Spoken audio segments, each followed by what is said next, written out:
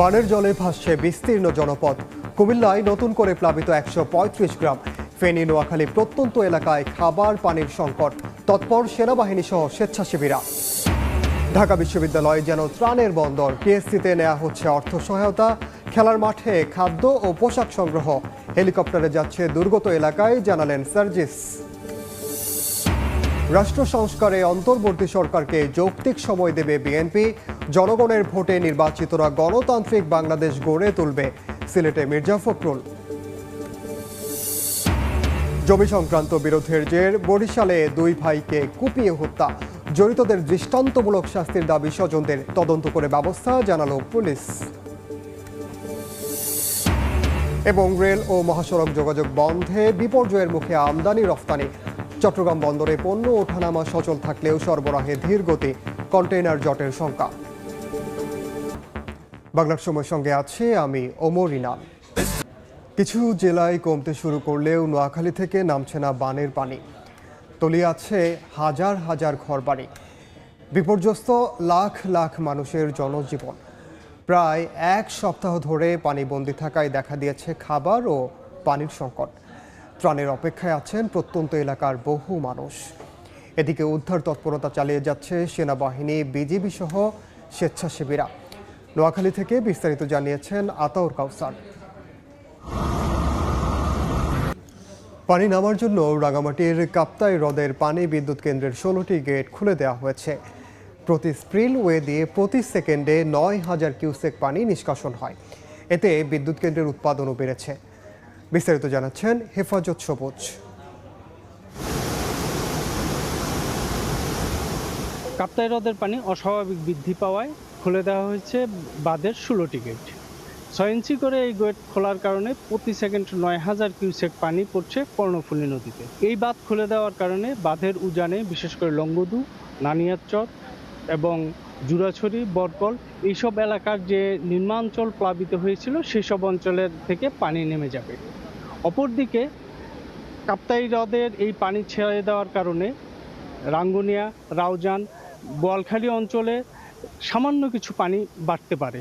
তবে গত কদিন ধরে কাপ্তাই হ্রদের পানি ছাড়া নিয়ে সামাজিক যোগাযোগ মাধ্যমে যে ধরনের অপপ্রচার চলেছে সেসব অপপ্রচারে কান না দেওয়ার জন্য অনুরোধ জানিয়েছেন সংশ্লিষ্টরা। 1960 সালে এই কাপ্তাই বাঁধ সৃষ্টি করা হয়। এখানে 5টি টারবাইনের মাধ্যমে জলবিদ্যুৎ প্রকল্প থেকে বিদ্যুৎ উৎপাদিত হয়। বর্তমানে কাপ্তাই হ্রদের যে পানি বৃদ্ধি পাওয়ার কারণে এখানে 5টি ইউনিটই সচল রয়েছে।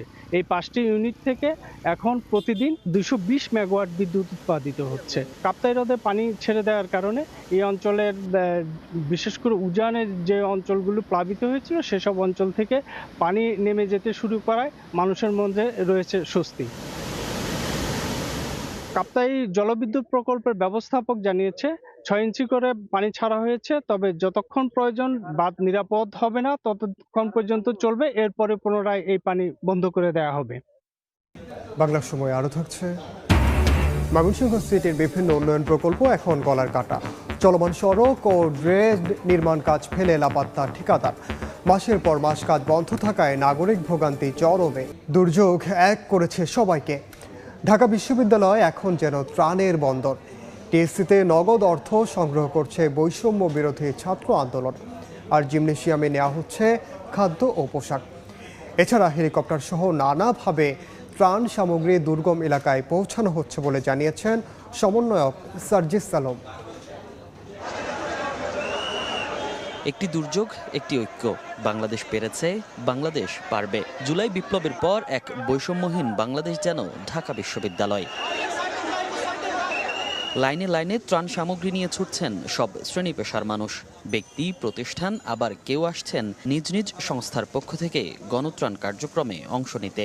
ধর্ম, বর্ণ নির্বিশেষে মানবিকতার আহ্বানে ছুটছেন সবাই। বলছেন এ এক অনন্য বাংলাদেশ। এমন ঐক্য বজায় থাকলে সম্ভব যে কোনো ধরনেরই দুর্যোগ মোকাবেলা। এই যে বাচ্চাদের মৃত্যুটা, এটা আমি মেনে নিতে পারছি না। আমি এখনো মেন্টালি ট্রমার মধ্যে আছি। আমার ভিতরে কেমন যেন সবসময় একটা অস্থিরতা কাজ করে। করে যে যদি কিছু করতে পারি এদের জন্য। আমার থেকে তারা খুবই কষ্টে আছে, তখন নিজেকে খুব অসহায় মনে হয় যে আমি এত ভালো জায়গায় আছি কিন্তু তারা এত কষ্টে আছে। আগে আমরা আসলে কখনো এরকম দেখিনি যে এরকম স্টুডেন্টরা এসে ছোট থেকে শুরু করে একদম অনেক বৃদ্ধ মানুষও এসে কাজ করছে। অনেকে দেখলাম পিকআপ ভাড়া করে নিয়ে এসেছে। আসলে বাঙালিদের যে একটা ঐক্য, সেটা আসলে এই দুর্যোগের সময় বেশি করে বোঝা যায় যে আমরা কাউকে আলাদা করে দেখি না, আমরা সবাই মিলে এক। এদিকে শনিবার সংগ্রহ করা ত্রাণ সামগ্রী হেলিকপ্টারে করে দুর্গত এলাকায় পাঠানো হয়েছে। পরিবহনে সাহায্য করছে ফায়ার সার্ভিস। সমন্বয়করা বলছেন, বন্যা কবলিত প্রত্যন্ত এলাকায়ও পৌঁছানো হবে ত্রাণ। আমাদের এখন হচ্ছে যে প্যাকেটগুলো যাচ্ছে, আসলে এগুলো এখন হেলিকপ্টারের মাধ্যমে ইমার্জেন্সিতে আসলে নোয়াখালীতে যাবে এবং ফেনীতে যাবে। এমন অনেক জায়গায় রয়েছে যেখানে নৌকা দিয়েও সবাই প্রত্যেকটি গ্রামে গ্রামে পৌঁছাতে পারছে না। তো সেই জায়গা থেকে আসলে বিভিন্ন জায়গায় দেখা যাচ্ছে যে আমাদের কিছু কিছু ভাই বোনরা আসলে যতটুকু তাদের ত্রাণ প্রয়োজন ততটুকু আসলে ওই জায়গা থেকে পাচ্ছে না। কিন্তু আমাদের কাছে যদি কোনো মেসেজ আসে, আমরা সাথে সাথে চেষ্টা করছি যে কোনো উপায় সেটি সেখানে পৌঁছে দেওয়ার জন্য। চতুর্থ দিনের ত্রাণ সংগ্রহ কার্যক্রমে নগদ অর্থ নেওয়া হয় টিএসসিতে এবং অন্যান্য সামগ্রী সংগ্রহ করা হয় ঢাকা বিশ্ববিদ্যালয়ের শারীরিক শিক্ষা কেন্দ্রে। মনির হোসাইন, সময় সংবাদ, ঢাকা। রাষ্ট্র সংস্কারে 3 মাসের বেশি সময় দরকার নেই, তবুও অন্তর্বর্তী সরকারকে যৌক্তিক সময় দেবে বিএনপি, এমনটাই বলেছেন মির্জা ফখরুল ইসলাম আলমগীর। সিলেটে গণমাধ্যমের সঙ্গে মত বিনিময় অনুষ্ঠানে তিনি আরও বলেন, জনগণের ভোটে নির্বাচিতরা গণতান্ত্রিক বাংলাদেশ গড়ে তুলবে। গত 6 আগস্ট নোবেলজয়ী অধ্যাপক ডক্টর মোহাম্মদ ইউনূসের নেতৃত্বে গঠিত হয় বাংলাদেশের নতুন অন্তর্বর্তীকালীন সরকার।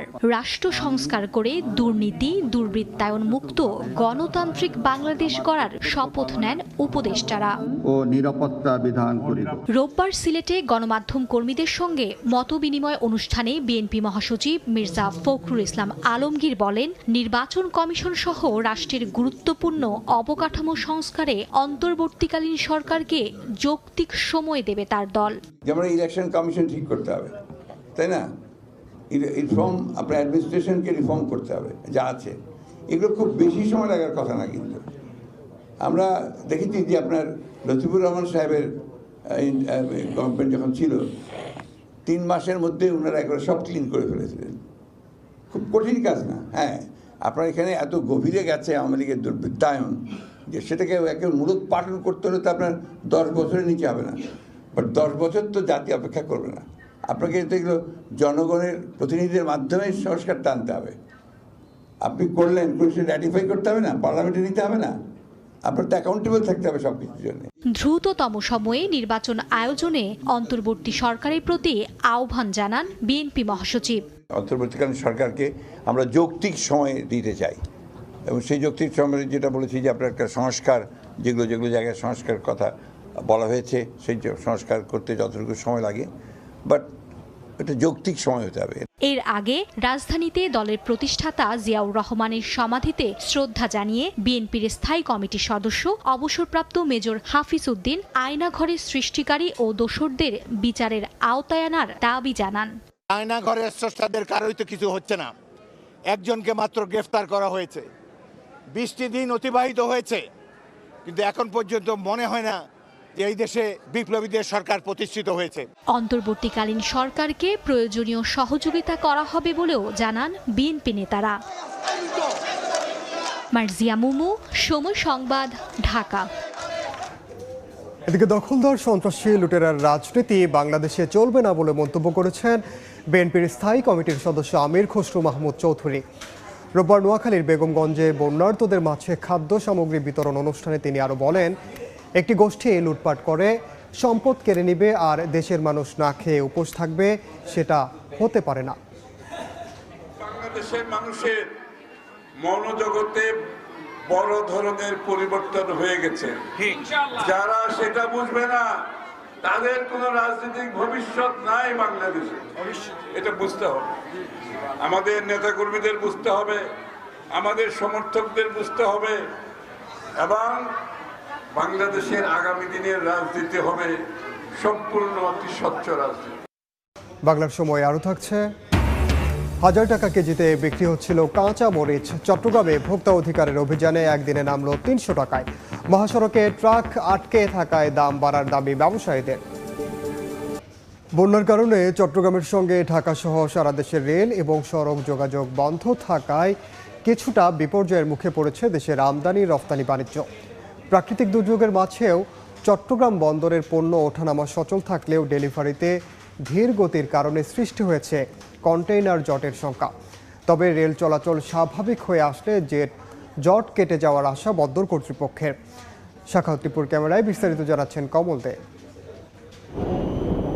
দেশের আমদানি রপ্তানিকে সচল রাখতে গতিশীল রাখা হয়েছে চট্টগ্রাম বন্দরের কার্যক্রম। তবে সংশয় হচ্ছে চট্টগ্রাম বন্দরের বহির্নোঙরে, বিশেষ করে দুর্যোগপূর্ণ আবহাওয়ার কারণে বহির্নোঙরে পণ্য খালাস বন্ধ রাখতে হয়। জেটি কিংবা ইয়ার্ডে কন্টেনার সরানো স্বাভাবিক রয়েছে, কিছুটা ধীরগতি রয়েছে ডেলিভারি সিস্টেমে। বিশেষ করে ঢাকা চট্টগ্রাম মহাসড়কে বন্যার পানি উঠে যাওয়ায় যানবাহন চলছে ধীর গতিতে। তার প্রভাব পড়তে শুরু করেছে চট্টগ্রাম বন্দরেও। ঢাকা চট্টগ্রাম হাইওয়ে এবং রেল কানেকশন বন্ধ, তো যে কারণে আবার এই ঢাকাগামী কন্টেইনার আবার বন্ধ আছে যাওয়া, এবং ডেলিভারিও কিছুটা কমেছে। 53,000 টিউএস ধারণ ক্ষমতার এই চট্টগ্রাম বন্দরে বর্তমানে কন্টেনার রয়েছে 40,000-এর কম। তবে ধারণ ক্ষমতার 30% জায়গা খালি রাখতে হয় বিভিন্ন ট্রাক, লরি এবং ক্রেনগুলো সচল রাখার জন্য। মাল ডেলিভারি যদি না যায় এবং বাইরের থেকে যদি এক্সপোর্ট না আসে, তো এক্সপোর্ট যেমন হ্যাম্পার হবে, ইম্পোর্টের তেমনি হ্যাম্পার হবে। সো এটা আবার আমরা যে কনজেশন থেকে উত্তরণ দিকে যাচ্ছিলাম, হয়তোবা কিছুটা আবার হতে পারে। বন্যার কারণে রেল লাইন ক্ষতিগ্রস্ত হওয়ায় বন্ধ রয়েছে ঢাকা চট্টগ্রামের রেল যোগাযোগ। তার প্রভাব পড়েছে চট্টগ্রাম বন্দর থেকে ঢাকা কমলাপুর আইসিডিগামী কন্টেনার পাঠাতেও। বন্দরের অভ্যন্তরে আমাদের কন্টেনার হ্যান্ডলিংয়ের ক্ষেত্রে কোনো সমস্যা নেই, সেটা বরাবরই হচ্ছে এবং ডেলিভারিও হচ্ছে। তবে ঢাকাগামী কন্টেনার যেতে পারছে না, এটাই একটা অসুবিধা।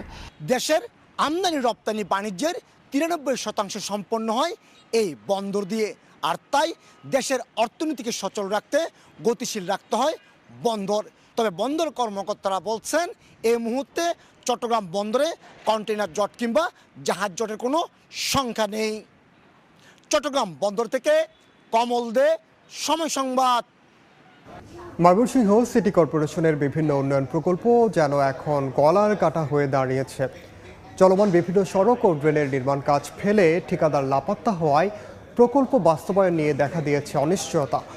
মাসের পর মাস কাজ বন্ধ থাকায় নাগরিক ভোগান্তি পৌঁছেছে চরমে।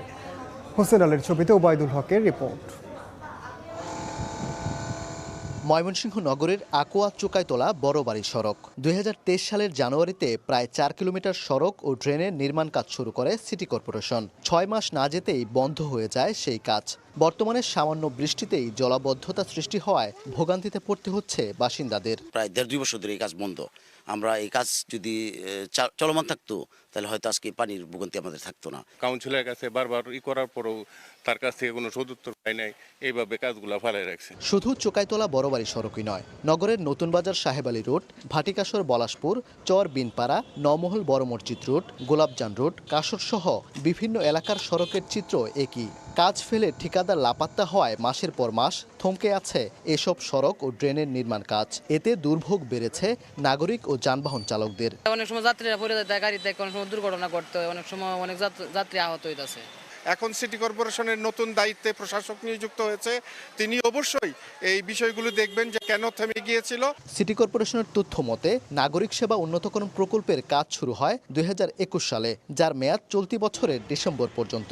এ প্রকল্পের আওতায় 359 কিলোমিটার আরসিসি সড়ক নির্মাণ ও কার্পেটিং কাজের মধ্যে শেষ হয়েছে মাত্র 82 কিলোমিটার সড়ক। এছাড়া 258 কিলোমিটার আরসিসি ও পাইপ ড্রেন নির্মাণ কাজের মধ্যে সম্পন্ন হয়েছে 101 কিলোমিটার। বাকি সড়ক ড্রেনের বেশিরভাগ কাজই বন্ধ রয়েছে। ফেলে রাখা কাজ শেষ করতে এরই মধ্যে ঠিকাদারদের চিঠি দিয়েছে সিটি কর্পোরেশনের প্রকৌশল বিভাগ। শিগগিরই ব্যবস্থা নেওয়ার আশ্বাস নবনিযুক্ত প্রশাসকের। তাদেরকে একটা নোটিশ তো দিতে হবে আমাদের, যদি তারা না আসে তাহলে আমরা নতুনভাবে আবার এটা করে আমরা যত দ্রুত সম্ভব এই টেন্ডার প্রক্রিয়া হোক বা অন্য যে কোনোভাবে হোক, আমরা দেখি যে আইনে কি বলে, সেগুলির মাধ্যমে আমরা এটা খুব দ্রুত কাজ করার চেষ্টা করব। ময়মনসিংহ সিটি কর্পোরেশনের সড়ক উন্নয়ন ও ড্রেনেজ নেটওয়ার্ক সহ নাগরিক সেবা উন্নতকরণ প্রকল্পের ব্যয় ধরা হয়েছে ১,৫৭৫ কোটি টাকা। ঘটা করে ভিত্তিপ্রস্তর স্থাপন দেখলেও অধিকাংশ কাজের শেষ দেখেন না বাসিন্দারা, ফলে ভোগান্তি তাদের নিত্যদিনের সঙ্গী। এই দুর্ভোগ লাঘবে অসমাপ্ত কাজ শেষ করতে দ্রুত কার্যকরী পদক্ষেপ নেবে সিটি কর্পোরেশন, এমনটাই প্রত্যাশা নগরবাসীর। ওবায়দুল হক, সময় সংবাদ, ময়মনসিংহ। চট্টগ্রামে ১,০০০ টাকা কেজিতে বিক্রি হচ্ছিল কাঁচা মরিচ। ভোক্তা অধিকারের অভিযানে একদিনের ব্যবধানে নেমে আসলো ৩০০ টাকায়। ব্যবসায়ীদের দাবি, ঢাকা চট্টগ্রাম মহাসড়কে মরিচবাহী ট্রাক আটকে যাওয়ায় শনিবার দাম বেশি ছিল।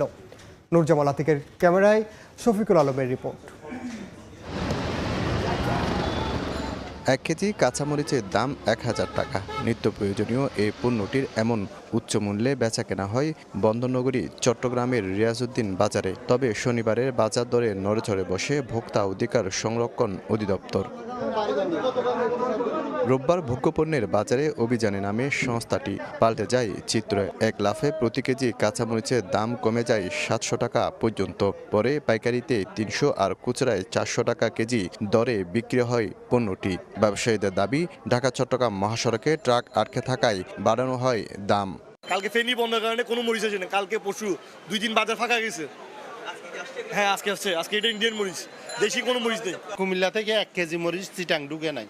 যাদের ছিল তোরা এই দোকানদার থেকে এরা একটু বাড়তি দামে বেচছে। অভিযানে মূল্য তালিকা না থাকায় 4টি দোকানকে জরিমানা করা হয় 11,000 টাকা। আগের মরিচ, তাহলে আগের দামে কেনা, এটা কিভাবে এত অস্বাভাবিক মূল্য বৃদ্ধি পায়? কেউ যদি অস্বাভাবিক মূল্য নেওয়ার চেষ্টা করে বা ভাউচার প্রদান না করে, তাহলে আমরা ভোক্তা অধিকার আইন অনুযায়ী ব্যবস্থা গ্রহণ করব। এর আগে বেশ কয়েকটি সবজির আড়তে অভিযান চালায় জাতীয় ভোক্তা অধিকার সংরক্ষণ অধিদপ্তর। সতর্ক করা হয় ব্যবসায়ীদের। শফিকুল আলম, সময় সংবাদ, চট্টগ্রাম। মেহেরপুরে মাটি কাটতে গিয়ে মিলল কামানের গোলা। সকালে কালাচাঁদপুর গ্রাম দিয়ে প্রবাহিত ভৈরব নদীর তীরে মাটি কাটছিলেন কয়েকজন শ্রমিক। হঠাৎ কামানের গোলা সদৃশ বস্তু দেখতে পান তারা। খবর পেয়ে পুলিশ ও বোম ডিসপোজাল ইউনিট ঘটনাস্থলে গিয়ে কামানের গোলাটি উদ্ধার করে সদর থানার হেফাজতে রাখে। প্রাথমিকভাবে ধারণা করা হচ্ছে মুক্তিযুদ্ধের সময় গোলাটি ব্যবহার করা হলেও তা বিস্ফোরিত হয়নি। বাংলা সময়ের শীর্ষ সংবাদগুলো জানিয়ে দিচ্ছি আরেকবার। বানের জলে ভাসছে বিস্তীর্ণ জনপদ। কুমিল্লায় নতুন করে প্লাবিত 135 গ্রাম। ফেনী, নোয়াখালী প্রত্যন্ত এলাকায় খাবার পানির সংকট। তৎপর সেনাবাহিনী সহ স্বেচ্ছাসেবীরা। ঢাকা বিশ্ববিদ্যালয় যেন ত্রাণের বন্দর। টিএসসিতে নেওয়া হচ্ছে অর্থ সহায়তা, খেলার মাঠে খাদ্য ও পোশাক সংগ্রহ।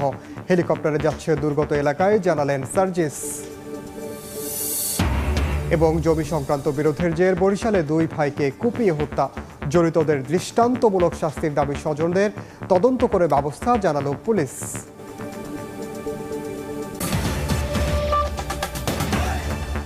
এই ছিল বাংলার সময়ের সঙ্গে থাকুন সময়ে।